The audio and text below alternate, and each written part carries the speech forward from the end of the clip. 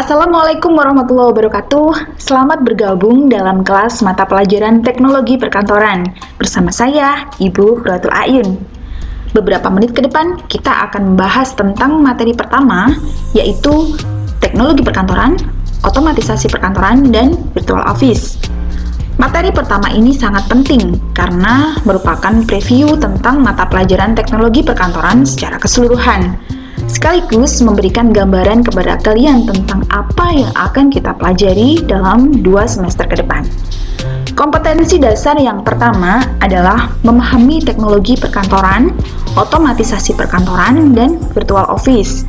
Diharapkan nanti, setelah penjabaran materi yang pertama ini, kalian mempunyai keterampilan melakukan pengelompokan teknologi perkantoran, otomatisasi perkantoran, dan virtual office. Kalian harus paham dulu nih tentang apa sih sebenarnya yang dimaksud dengan teknologi perkantoran, apa sebenarnya yang dimaksud dengan otomatisasi perkantoran, dan apa sebenarnya yang dimaksud dengan virtual office. Kemudian nanti kalian bisa menjelaskan tentang perbedaan di antara ketiganya, sehingga pada akhirnya kalian akan tahu hubungan antara teknologi perkantoran, otomatisasi perkantoran, dan virtual office. Jadi, mari kita mulai pelajaran kita kali ini. Materi yang pertama, kita akan membahas tentang teknologi perkantoran. Teknologi perkantoran adalah teknologi yang terfokus pada fungsi informasi kantor seperti mengolah kata, pemrosesan data, grafik, publishing, dan komunikasi. Teknologi terus memainkan peran yang sangat penting dalam mengubah lingkungan bisnis. Produksi teknologi seperti komputer, proyektor slide, proyektor film, proyektor overhead, monitor televisi, kaset video, pemutar video disk, sistem multimedia, dan internet memberikan dampak besar pada lingkungan kantor. Kemampuan untuk menggunakan teknologi menjadi keterampilan penting yang menjadi tuntutan zaman. Arus informasi lebih cepat, akses sekejap mata ke pasar global, kantor virtual, tim virtual, dan organisasi virtual sudah mewarnai lingkungan kerja. Pencetusnya adalah tentu saja teknologi. Penemuan PC pada tahun 1980-an mengubah cara daya komputasi didistribusikan dalam satu organisasi, mengubah cara perusahaan dijalankan, cara di mana informasi dibuat, dan cara di mana informasi digunakan oleh individu dalam melaksanakan pekerjaan mereka. Tulang punggung teknologi perkantoran adalah LAN atau Local Area Network dan WAN Wide Area Network yang memungkinkan tim kerja terdistribusi untuk penyelesaian proyek menggunakan groupware yang mendukung kelompok kerja di seluruh dunia dan sistem pendukung keputusan. Dampaknya adalah terjadi transformasi dari cara kerja manual menjadi cara kerja virtual, sehingga arus informasi lebih cepat, akses cepat ke pasar global, kantor virtual, tim virtual, dan organisasi virtual mewarnai lingkungan kerja, merubah setiap tingkatan lingkungan bisnis, dan memberikan tantangan bagi semuanya, karena memberikan konten-konten yang baru. Merubah cara data komputasi didistribusikan dalam suatu organisasi dalam pelaksanaan pekerjaan. Lalu apa saja sih jenis-jenis teknologi perkantoran? Pesan dapat ditransmisikan secara elektronik di dalam kantor melalui jaringan intranet serta di seluruh dunia melalui jaringan internet. Semua dapat bertukar informasi melalui komputer, internet, atau email. Email dapat dikirim secara bersamaan ke banyak orang di seluruh dunia. Dengan intranet, seseorang dapat berkomunikasi online dengan individu-individu dalam lingkungan kerja yang ditentukan. Sedangkan yang kedua adalah internet. Internet adalah jaringan komputer global yang memungkinkan jutaan komputer di seluruh dunia untuk berkomunikasi melalui sistem telepon dan jalur komunikasi lainnya. Internet juga dikenal sebagai jalan raya informasi digital dan merupakan bagian dari World Wide Web. Dengan internet, seseorang dapat berkomunikasi dengan siapa saja yang online di seluruh dunia. Internet adalah jaringan komputer publik di seluruh dunia yang penuh dengan informasi yang terdiri dari jaringan yang saling terhubung dan terjangkau di seluruh dunia. Jenis teknologi perkantoran yang ketiga adalah webpage. Webpage memungkinkan bisnis, organisasi, dan siapa saja yang ingin memposting informasi atau menjual produk untuk melakukannya di World Wide Web. Program webpage seperti Macromedia, Dreamweaver, dan Sidetrack, dan juga Sites memungkinkan pengguna untuk membuat halaman web mereka sendiri. Kemudian, jenis teknologi perkantoran yang keempat adalah email web. Email web adalah layanan internet populer yang memungkinkan seseorang untuk mengirim pesan dan file ke siapapun di seluruh dunia, dari komputer apapun yang terhubung ke internet. Dengan akun, pengguna dapat mengirim dan menerima pesan, gambar, dan jenis informasi lainnya. Pengguna dapat mengakses email bahkan jika mereka tidak memiliki komputer. Cukup dengan menggunakan perangkat kecil seperti Android, iPhone, dan sebagainya. Email adalah pesan yang dikirim dari satu layar komputer ke komputer lainnya menggunakan jaringan yang menghubungkan unit-unit tersebut. Mengirim pesan dari satu komputer ke komputer lain menawarkan pekerjaan kantor, kemampuan, dan berkomunikasi dengan cepat melalui pesan tertulis dengan rekan kerja dan teman. Jenis teknologi perkantoran yang kelima adalah voicemail. Voicemail adalah perkembangan dari email.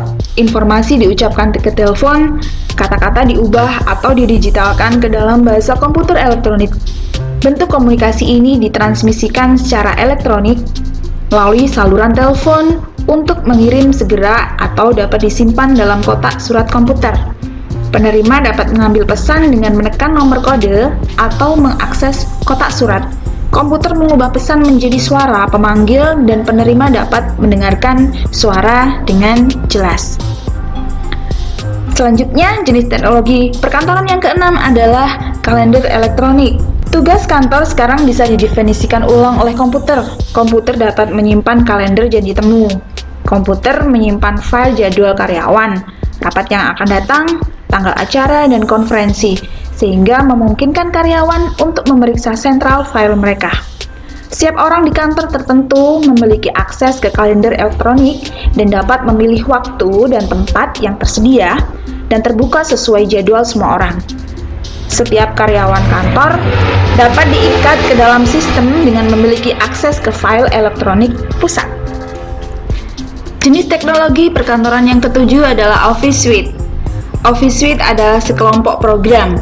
Pada pertengahan 1990-an, istilah Office Suite dianggap sebagai sekelompok program yang memungkinkan pengolah kata, spreadsheet, dan entry data. Sekarang, Office Suite termasuk perangkat lunak desain web, perangkat lunak presentasi, desain tata letak halaman, dan editor grafis. Semua itu adalah bagian penting dari produktivitas software yang digunakan dalam dunia bisnis. Kemudian jenis teknologi perkantoran yang ke-8 adalah portable PCs. Portable PCs ini diantaranya adalah berbentuk PDA atau Personal Digital Assistant, atau juga berbentuk netbook atau laptop berbentuk notebook. Komputer laptop digunakan untuk membuat presentasi multimedia, membuat dan mengirimkan laporan, serta spreadsheet, dan melakukan penelitian di internet. Komputer netbook mirip dengan laptop, tetapi biasanya bentuknya lebih kecil. Jenis teknologi perkantoran yang ke-9 adalah groupware. Groupware adalah software grup kerja. Software ini memungkinkan anggota tim untuk berbagi informasi tentang proyek yang sedang mereka kerjakan bersama. Beberapa fungsi groupware adalah penformatan dokumen, manajemen informasi, dan komunikasi. Grup ini diberi informasi melalui kalender elektronik. Groupware menjalankan jaringan email yang menghubungkan grup kerja dengan operasi jarak jauh. Hal ini juga mencakup sistem informasi yang menangani semua data yang relevan dengan bisnis dan menyediakan aksesibilitas instan ke seluruh organisasi. Akhir-akhir ini Google telah mengintegrasikan semua aplikasinya sehingga bisa digunakan untuk bekerja secara grup atau berkolaborasi.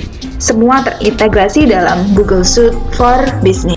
Jenis teknologi perkantoran yang ke-10 adalah Decision Support System. Decision Support System memfasilitasi keputusan kelompok dengan menyediakan proses formal untuk curah pendapat, penyaring konsep-konsep kunci, memprioritaskan atau menentukan peringkat topik, dan mencapai konsensus kelompok. Selanjutnya, jenis teknologi perkantoran yang ke-11 adalah teleconference. Dalam dunia bisnis, banyak perusahaan mengadakan pertemuan melalui teleconference. Teleconference adalah metode untuk melakukan pertemuan melalui saluran telepon atau satelit yang menghubungkan terminal peserta di dua lokasi atau lebih, dengan satu atau lebih peserta per lokasi. Ada 3 jenis teleconference. Yang pertama, computer conferencing. Terminal yang terhubung ke komputer mainframe digunakan oleh semua peserta. Komentar atau pertanyaan dapat dimasukkan pada layar mereka yang disusun pada jaringan yang saling terhubung. Pesan ditampilkan di layar peserta. Yang kedua adalah audio conferencing. Peserta membuat komentar melalui telepon. Mereka tidak dapat melihat satu sama lain dan mereka tidak dapat membaca bahasa tubuh. Audio conferencing terhubung melalui telepon atau speakerphone. Sedangkan yang ketiga, video conferencing. Seorang direktur di Jakarta misalnya dapat mengadakan konferensi penjualan atau wawancara dengan anggotanya di Pontianak. Mereka ditampilkan secara bersamaan atau bergantian di layar. Keuntungan dari video conference daripada audio conference adalah individu masing-masing dapat melihat dan mendengar satu sama lain. Kemudian jenis teknologi yang ke-12 adalah multimedia system. Multimedia system menyajikan informasi dengan menggunakan kombinasi suara, grafik, animasi, dan video. Aplikasi multimedia digunakan untuk bisnis dan pendidikan. Presentasi pemasaran dikembangkan untuk mengiklankan dan menjual produk menggunakan multimedia. Perwakilan penjualan menggunakan komputer, proyektor video, dan layar tampilan untuk melakukan presentasi kepada audiens. Iklan interaktif serta aplikasi pekerjaan dan aplikasi pelatihan dapat dipublikasikan di internet. Jenis teknologi yang ke-13 adalah electronic whiteboard. Electronic whiteboard merupakan papan tulis interaktif pintar dengan teknik elektronik dan layar sentuh yang sensitif dapat dihubungkan ke komputer dan proyektor. Papan memperbesar gambar dengan jelas dan penuh warna. Papan memiliki kemampuan anotasi dan catatan dapat dicatat langsung di atas gambar yang diproyeksikan, kemudian dicetak secara instan. Dengan demikian, tidak perlu bagi individu untuk membuat catatan. Keuntungan yang ditawarkan papan tulis dibandingkan sistem proyeksi sederhana adalah dapat digunakan sebagai layar proyeksi dan permukaan tulisan melalui hubungannya dengan personal komputer, dari mana gambar dapat dicetak. Whiteboard memungkinkan pelatih dan instruktur untuk mengoperasikan komputer seolah-olah mereka menggunakan mouse, menggerakkan mouse di sekitar komputer hanya dengan menyentuh poin di whiteboard. Ketika layar dipasang, layar harus dipusatkan sehingga semua peserta memiliki tampilan layar yang jelas. Selanjutnya, jenis teknologi yang ke-14 adalah smartboard. Smartboard adalah papan pintar, yaitu alat yang meningkatkan cara orang bertemu, berbagi ide, dan mengajar. Terlebih dan terasa seperti papan tulis biasa dikombinasikan dengan kekuatan komputer. Ini memungkinkan pengguna menyimpan dan mencetak catatan, berkolaborasi dalam dokumen, berbagi informasi, dan menjalankan materi multimedia, video conference, atau data jarak jauh. Papan pintar menjadi layar besar, bekas sentuhan bila dikombinasikan dengan panel liquid crystal display atau proyektor. Itu dapat mengontrol aplikasi Windows atau multimedia dengan menyentuh papan dengan jari. Dengan menggunakan pena, presenter dapat menggambar aplikasi mereka dengan tinta elektronik untuk mendapatkan perhatian audiens. Pengguna dapat mengirim email, catatan kepada peserta, dan bahkan memotong dan menempelkannya ke aplikasi yang lain. Selain jenis-jenis teknologi yang telah disebutkan tadi, masih banyak sekali teknologi perkantoran yang belum disebutkan di sini. Jadi, kesimpulannya adalah teknologi dalam bidang perkantoran menyediakan banyak sekali tools atau alat-alat teknologi yang terfokus pada kegiatan perkantoran yang bisa dipilih guna memberikan banyak kemudahan terhadap manusia dalam mengerjakan tugas-tugas perkantoran, sehingga tujuan organisasi bisa tercapai secara efektif dan efisien. Sekarang kita beralih ke pembahasan tentang otomatisasi perkantoran. Otomatisasi perkantoran merupakan integrasi fungsi kantor yang biasanya terkait dengan mengelola informasi melalui penggunaan alat elektronik untuk memudahkan komunikasi guna meningkatkan produktivitas kerja. Perpaduan antara hardware dan software yang merupakan produk teknologi memberikan banyak sekali tools atau alat-alat yang membantu otomatisasi pekerjaan kantor yang bisa digunakan dalam bidang perkantoran. Ada banyak alat yang digunakan untuk mengotomatisasi fungsi kantor dan penyebaran prosesor elektronik di dalam komputer, serta di dalam mesin fotokopi dan printer adalah pusat dari kemajuan terbaru dalam otomatisasi perkantoran. Penyimpanan data mentah, transfer data, dan pengelolaan informasi bisnis elektronik terdiri dari kegiatan dasar sistem otomatisasi perkantoran. Revolusi ini sangat lengkap dan telah menyusup ke banyak bidang bisnis, sehingga hampir semua bisnis menggunakan setidaknya satu aplikasi bisnis komputer komersial dalam kegiatan sehari-hari. Bahkan, perusahaan terkecil biasanya menggunakan teknologi komputer untuk memelihara catatan keuangan, informasi inventaris, catatan penggajian, dan informasi bisnis terkait lainnya. Sehingga otomatisasi tempat kerja dimulai sebagai alat bisnis yang praktis, terus berkembang sejalan dengan perkembangan teknologi. Secara umum, ada 3 kegiatan dasar sistem otomatisasi kantor: penyimpanan informasi, pertukaran data, dan manajemen data dalam setiap area aplikasi perangkat keras atau hardware dan perangkat lunak software tergabung untuk memenuhi fungsi dasar tersebut. Area pertama dalam otomatisasi kantor adalah penyimpanan informasi yang biasanya dianggap mencakup catatan kantor dan formulir serta dokumen kantor primer lainnya. Aplikasi data melibatkan penangkapan dan pengeditan file, gambar, atau spreadsheet. Paket pengolah kata dan presentasi desktop mengakomodasi data tekstual dan grafik mentah. Word processing merupakan kegiatan otomatisasi kantor yang paling dasar dan umum, yaitu memasukkan dan memanipulasi teks pada komputer dengan menggunakan keyboard. Aplikasi pengolah kata komersial saat ini memberikan kepada pengguna seperangkat perintah canggih untuk memformat, mengedit, dan mencetak dokumen teks. Salah satu fitur yang lebih populer dari paket pengolah kata adalah template dokumen yang telah diformat sebelumnya. Template secara otomatis mengatur hal-hal seperti ukuran font, gaya paragraf, header dan footer, dan nomor halaman, sehingga pengguna tidak perlu mengatur ulang karakteristik dokumen setiap kali ia membuat catatan baru.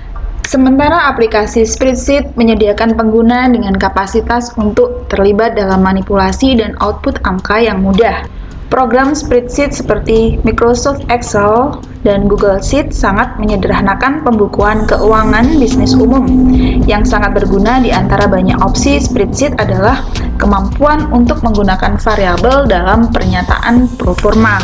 Opsi proforma memungkinkan pengguna untuk mengubah variabel dan memiliki rumus kompleks yang secara otomatis dihitung ulang berdasarkan angka-angka baru. Banyak bisnis menggunakan spreadsheet untuk manajemen keuangan, proyeksi keuangan, dan akuntansi. Aplikasi gambar memungkinkan penangkapan dan pengeditan gambar visual. Image handling software adalah aspek lain dari otomatisasi kantor. Contoh informasi visual termasuk gambar dokumen, foto, dan grafik seperti tabel dan grafik. Gambar-gambar ini dikonversi menjadi file digital yang tidak dapat diedit dengan cara yang sama seperti file teks. Dalam aplikasi word processing, setiap kata atau karakter diperlakukan secara individual. Dalam sistem pencitraan, seluruh gambar atau dokumen diperlakukan sebagai satu objek yang utuh. Salah satu penggunaan paling populer dari gambar yang terkomputerisasi adalah dalam presentasi atau pidato perusahaan. Paket perangkat lunak presentasi menyederhanakan pembuatan presentasi multimedia yang menggunakan video komputer, gambar, suara, dan teks dalam paket informasi terintegrasi. Aplikasi gambar memungkinkan penangkapan dan pengeditan gambar visual. Text handling software dan sistem yang mencakup seluruh bidang word processing dan desktop publishing. Desktop publishing menambah dimensi lain pada manipulasi teks. Dengan menggabungkan fitur pengolah kata dan fitur desain halaman serta tata letak yang canggih, paket penerbitan desktop telah muncul sebagai alat yang berharga dalam pembuatan buletin, brosur, dan dokumen lain yang menggabungkan teks dan foto, grafik, gambar, dan gambar grafik lainnya. Area kedua dalam otomatisasi kantor adalah pertukaran data. Ketika penyimpanan dan manipulasi data adalah salah satu komponen dari sistem otomatisasi kantor, pertukaran data atau informasi adalah komponen lain yang sama pentingnya. Transfer elektronik adalah area aplikasi umum yang menyoroti pertukaran informasi di antara banyak pengguna. Transfer elektronik adalah area aplikasi umum yang menyoroti pertukaran informasi di antara banyak pengguna. Surat elektronik, pesan suara, fax email, perangkat lunak dan sistem transfer elektronik memungkinkan transmisi informasi kantor secara elektronik. Surat elektronik menggunakan penyimpanan berbasis komputer dan seperangkat protokol komunikasi jaringan untuk meneruskan pesan elektronik dari satu pengguna ke pengguna yang lainnya. Sebagian besar dari sistem ini memungkinkan pengguna untuk mengirimkan surat elektronik ke lebih dari satu penerima. Adalah contoh aplikasi transfer elektronik. Sistem yang memungkinkan transfer informasi instan atau real time, misalnya percakapan online melalui komputer atau pertukaran audio dengan video capture, dianggap sebagai sistem berbagi elektronik. Perangkat lunak berbagi elektronik menggambarkan sifat kolaboratif dari banyak sistem otomatisasi kantor. Surat elektronik atau sistem email menyediakan fitur keamanan, pengiriman pesan otomatis, dan sistem manajemen surat seperti folder atau notebook elektronik. Pesan suara pada dasarnya menawarkan aplikasi yang sama, tetapi untuk telepon, bukan digunakan untuk komputer. Mesin kantor tradisional lainnya terus mengalami perubahan. Hal ini meningkatkan kapasitas pertukaran data. Mesin fotokopi digital misalnya semakin multifungsi dengan kemampuan menyalin, mencetak, mengirim fax, dan memindai, dan dapat dihubungkan dengan jaringan komputer. Laptop, personal digital assistant atau PDA, serta Android menggunakan teknologi transfer data nirkabel untuk menyediakan akses instan ke informasi yang disimpan di jaringan komputer serta server perusahaan dari mana saja dalam jangkauan tower atau pemancar internet nirkabel. Itu berarti hampir di mana saja di seluruh dunia. Area ketiga dalam otomatisasi kantor adalah manajemen data. Sistem otomasi kantor juga sering digunakan untuk melacak data jangka pendek dan data jangka panjang di bidang rencana keuangan, rencana alokasi tenaga kerja, pengeluaran pemasaran, pembelian inventaris, dan aspek bisnis lainnya. Manajemen tugas atau sistem penjadwalan memantau dan mengendalikan berbagai proyek dan kegiatan dalam kantor. Sistem manajemen elektronik memantau dan mengontrol kegiatan serta tugas kantor melalui jadwal, persamaan sumber daya, dan penjadwalan elektronik. Ada beberapa pertimbangan dalam menentukan pemilihan beberapa fungsi otomatisasi perkantoran. Faktor-faktor ini termasuk pertimbangan anggaran dan faktor fisik. Hal ini sangat penting untuk penyesuaian budget dengan kondisi fisik perusahaan, misalnya lokasi, gedung, space, atau tempat yang tersedia dalam perusahaan. Yang kedua, harus memperhatikan adanya pelatihan karyawan. Semua orang yang terlibat dengan otomatisasi kantor pada dasarnya mencakup semua pengguna otomatisasi dan semua penyedia sistem dan alat otomatisasi. Beberapa orang yang terdiri dari software engineers dan hardware engineers, ilmuwan informasi manajemen, eksekutif, pekerja tingkat menengah, dan sekretaris hanyalah beberapa dari orang-orang yang menggunakan otomatisasi kantor di setiap harinya. Sehingga pelatihan-pelatihan tentang sistem otomatisasi kantor ini telah menjadi bagian penting dari perencanaan banyak perusahaan. Bagaimanapun, sistem otomatisasi kantor tergantung pada orang-orang yang membuatnya dan menggunakannya. Pemilih atau manajer yang cerdas pasti menyadari bahwa penolakan terhadap tempat kerja terhadap sistem ini dapat secara dramatis mengurangi manfaatnya. Memang benar bahwa ketika teknologi semakin matang, kebutuhan akan pelatihan khusus akan menurun karena perangkat lunak dan perangkat keras suatu saat akan jauh lebih intuitif dan syarat dengan latihan pengajaran yang terintegrasi. Namun, tetap pelatihan masih dianggap penting. Faktor yang ketiga adalah alternatif otomatisasi kantor. Sejumlah alternatif otomatisasi kantor yang memusingkan tersedia untuk bisnis dari semua bentuk, ukuran, dan bidang studi. Sistem seperti itu biasanya melibatkan investasi dana yang cukup besar, sehingga bijaksana bagi manajer dan pengusaha untuk melakukan analisis studi yang cermat sebelum melakukan pembelian. Faktor utama yang harus dipertimbangkan termasuk biaya, lamanya waktu yang terlibat dalam memperkenalkan sistem, kondisi fisik fasilitas di mana sistem akan diperkenalkan, tingkat dukungan teknis, kompatibilitas dengan sistem yang lain, kompleksitas sistem, atau salah satu faktor kunci dalam menentukan alokasi waktu dan uang untuk pelatihan, dan kompatibilitas sistem dengan area bisnis di mana perusahaan terlibat. Jadi kesimpulannya adalah otomatisasi perkantoran merupakan integrasi fungsi otomatisasi dari produk teknologi yang berupa hardware dan software untuk melakukan aktivitas perkantoran yang meliputi penyelesaian tugas rutin perkantoran, memudahkan komunikasi, serta kolaborasi sehingga harapannya adalah produktivitas kerja meningkat. Topik terakhir kita kali ini adalah virtual office. Virtual office atau kantor virtual adalah jenis kantor non-fisik yang didukung dengan alamat domisili yang sah, resepsionis, ruang meeting, dan nomor telepon khusus. Konsep dasarnya adalah bisnis tanpa kertas dan semua kegiatan perkantoran dilakukan secara virtual. Alat komunikasi online modern memungkinkan keberhasilan kantor virtual yang digunakan untuk alat berkolaborasi. Dalam interaksinya, email tentu saja merupakan bagian integral dari proses kerjasama. Blog digunakan untuk pembaruan di seluruh perusahaan virtual, sementara ruang obrolan atau chat dapat digunakan untuk rapat, untuk tujuan penelitian atau dokumen. Salah satu konsep internet yang paling penting untuk kantor virtual adalah bisnis tanpa kertas, di mana dokumen legal dikirim melalui email dan ditandatangani oleh tanda tangan elektronik bersertifikasi tanpa perlu mengirim atau menerima paket fisik. Kantor virtual yang lengkap pada akhirnya akan dapat melakukan hampir semua bisnisnya melalui platform online, terutama komunikasinya baik internal maupun eksternal. Tingkat komunikasi online dalam kantor virtual akan mengendalikan seberapa efisien dalam menanggapi perubahan. Pandemi COVID-19 yang melanda dunia akhir-akhir ini membuat semua mengisolasi diri. Rantai pasukan lumpuh dan ekonomi mengalami penurunan drastis.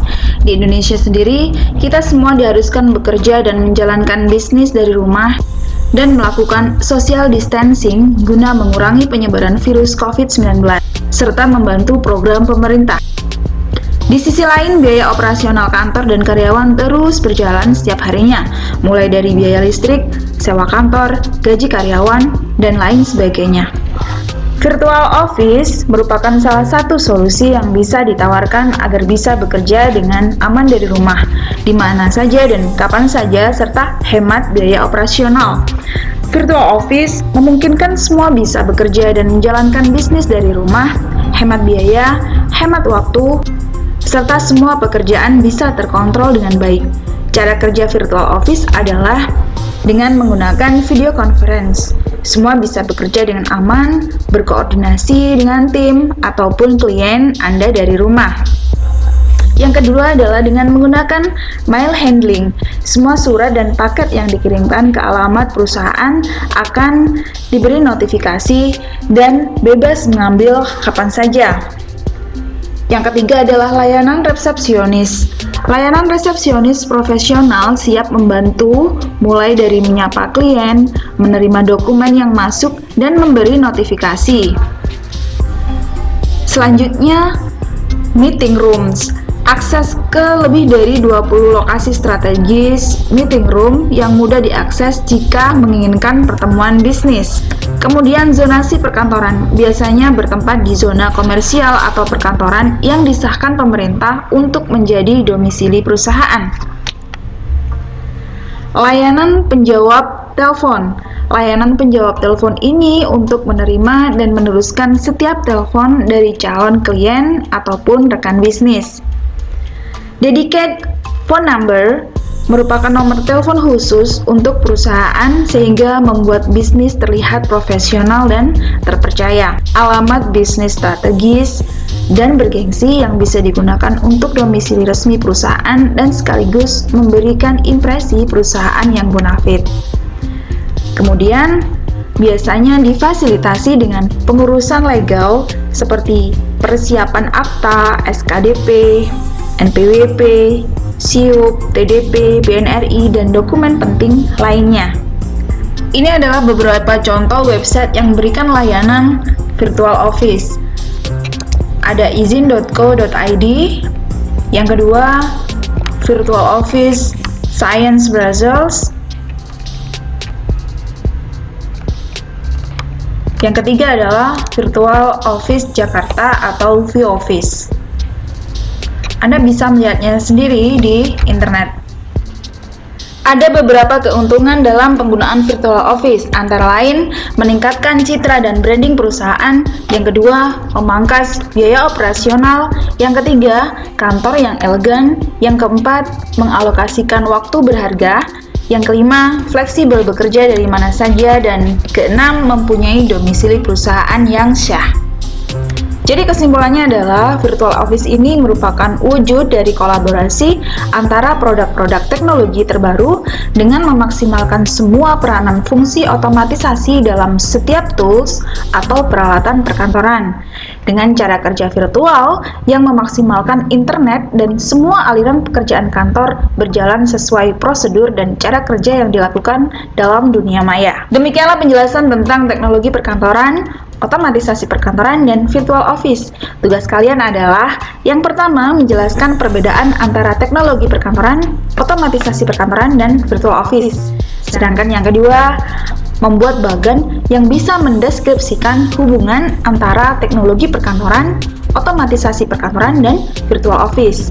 Template tugas sudah saya buatkan dalam Classroom. Kalian tinggal membuat sesuai dengan template yang sudah disediakan. Jangan lupa posting di link Padlet sehingga kalian bisa saling memberikan komentar tentang pekerjaan kalian. Selamat belajar anak-anak. Wabillahi taufik wal hidayah. Wassalamualaikum warahmatullahi wabarakatuh.